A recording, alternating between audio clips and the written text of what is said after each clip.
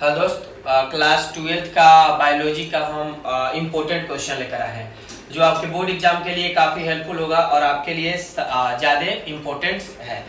तो बिना समय को बर्बाद किए हुए, बिना समय को डिस्ट्रॉय किए हुए हम डायरेक्ट टॉपिक पे पहुंचते हैं। लेकिन इससे पहले अगर आप हमारे चैनल पे नए आए हैं तो चैनल को लाइक और सब्सक्राइब कर दीजिएगा, क्योंकि और हमको आपसे कुछ नहीं चाहिए, नहीं हमको फीस चाहिए, नहीं कुछ भी।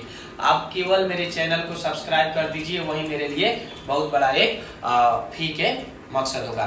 तो चलिए आप हम आते हैं टॉपिक पे। तो ये फर्स्ट क्वेश्चन अगर देखा जाए तो पहला क्वेश्चन कह रहा है कि जीवों के लिए जनन क्यों आवश्यक अनिवार्य है। पहले इसको हम समझा देंगे, फिर अपने टॉपिक पे चलेंगे। प्रश्न आपको पीछे दिखाई दे दिया है, लेकिन इसको हम समझा दें। कहा जाए तो जीवों के लिए जनन क्यों आवश्यक है और क्यों अनिवार्य है। तो भैया आपसे एक बात बता दे कि जब तक जीव जनन नहीं करेगा तब तक वह अपने समान, अपने जैसे एक संतान का उत्पत्ति नहीं कर सकता है। और एक बात बता दे कि जब तक कोई भी जीव और जंतु अपने जैसे संतान की उत्पत्ति नहीं करेगा तब तक इस पृथ्वी पर उसकी पीढ़ियां नहीं चल पाएगी, तब तक उसके इस पृथ्वी पर जनसंख्या नहीं बढ़ेगी और तब तक वो क्या होंगे, हमारे समाज से लुप्त हो जाएंगे। तो इसलिए जनन आवश्यक होता है। कोई भी जीव या जंतु हो, जब तक जनन नहीं करेगा तब तक इस पृथ्वी पर उसकी जनसंख्या में वृद्धि नहीं होगी और उसकी पीढ़ी दर पीढ़ी नहीं चल पाएगी, वो नष्ट हो जाएंगे। तो चलिए हम उत्तर आपको दिखाते हैं, ध्यान से देखिएगा। हाँ, उत्तर थोड़ा सा और छोटा कर ले।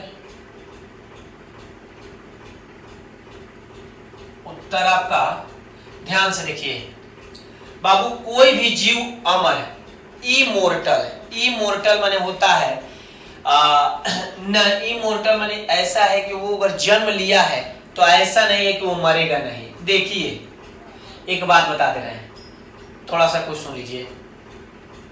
कोई व्यक्ति जन्म लिया है तो वह पढ़ेगा कि नहीं पढ़ेगा, इसमें संदेह है कि नहीं है। अच्छा, वो जन्म ले लिया है, उसका शादी विवाह होगा या नहीं होगा, इसमें संदेह है।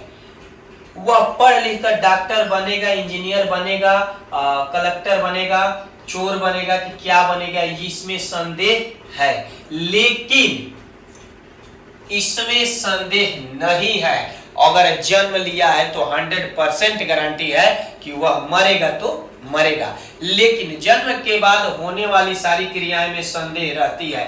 हमारा ही बच्चा अगर जन्म ले लिया, हम सोचे कि इसको पढ़ा लिखा कर इंजीनियर बना दे और आगे चल कर क्या हुआ, इंजीनियर नहीं बना और कुछ और बन गया, मेरा सोच कुछ और था, तो इसमें संदेह रहता है। हम लड़का हुआ, हम ये सोचेंगे कि ये इसका शादी होगा तो उसमें संदेह रहेगा कि होगा या नहीं होगा। लेकिन आपसे बता दें कि अगर कोई भी जीव अमर नहीं होता है भैया, इसमें संदेह बिल्कुल नहीं करना है। मैन इज अ मोर्टल, मरणशील है, वो जन्म लिया है तो इसमें संदेह नहीं है, एक न एक दिन वह मरेगा। तो ध्यान दीजिए, कोई भी जीव अमर यानी कि इमोर्टल नहीं होता है, उसकी मृत्यु होती है, उसकी एक निश्चित जीवन अवधि होती है। जीवन अवधि क्या होती है तो आपसे बता दें कि जिस जीवन में एक निश्चित जीवन सीमा से पार करते करते अंतिम जीवन सीमा तक जाता है, उसी को हम अवधि कहते हैं। अभी हम लास्ट में आपको डिफाइन करेंगे। तो कोई भी जीव अमर नहीं होता है, उसकी एक निश्चित जीवन अवधि होती है, समय होती है। जीव मरते हैं, जन्म लिए हैं तो मरेंगे, लेकिन प्रजाति की निरंतरता बनी रहती है। एक बात बताइए, हम भी तो मरेंगे कि नहीं मरेंगे, लेकिन हमारे शरीर से जो संतान उत्पन्न हो जाएंगे उनकी पीढ़ी चलेगी, उनकी प्रजातियां चलती रहेंगी। वही बात है, जीव मरते हैं लेकिन प्रजातियां की निरंतर बनी रहती है, वो लगातार चलते रहते हैं, मरेंगे, फिर जन्म ग्रोथ बढ़ेगा, डेथ रेट बढ़ेगा, ऐसे होते जाता है। उसके बाद प्रजनन प्रजाति के निरंतर सुनिश्चित करता है। यह मृत्यु के रूप में हुई जीव हानि को गौण सेकेंडरी बना देता है, यानी कि दूसरे प्रजनन से उत्पन्न हुई विभिन्नताएं जीव को बदले पर्यावरण में सफल जीवन यापन हेतु सक्षम बनाने के अवसर देती है, अर्थात ये जीव के विकास में सहायक हैं। सेकेंड पॉइंट है आपका लैंगिक जनन और अलैंगिक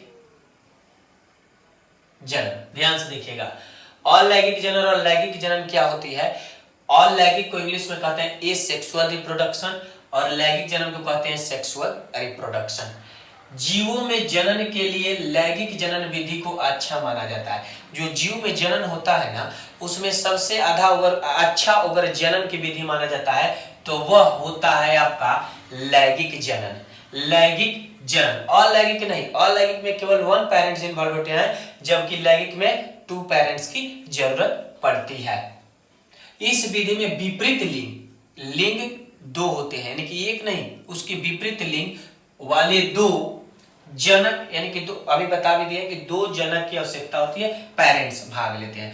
इनमें नर और मादा युग्मकों का संयुग्मन यानी कि फ्यूजन होता है। एक नर होता है और एक मादा होता है, यानी कि एक मेल कैटेगरी का होगा और दूसरा फीमेल कैटेगरी का होगा, और उन दोनों के सहयोग से किसी तीसरे का निर्माण होता है, जिसे हम लैंगिक जनन कहते हैं।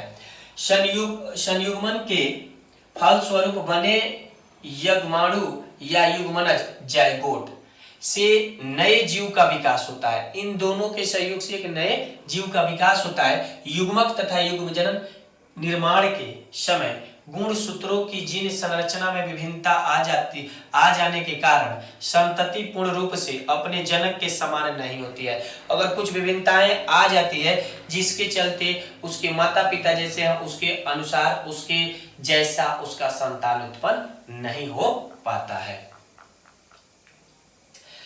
संतति में उत्पन्न होने वाली विभिन्नताएं जैव विकास का आधार होती है। ये विभिन्नताएं जीव को बदले पर्यावरण में भी सफल जीवन यापन के अवसर प्रदान करती है तथा संकर ओज प्रदान करती है।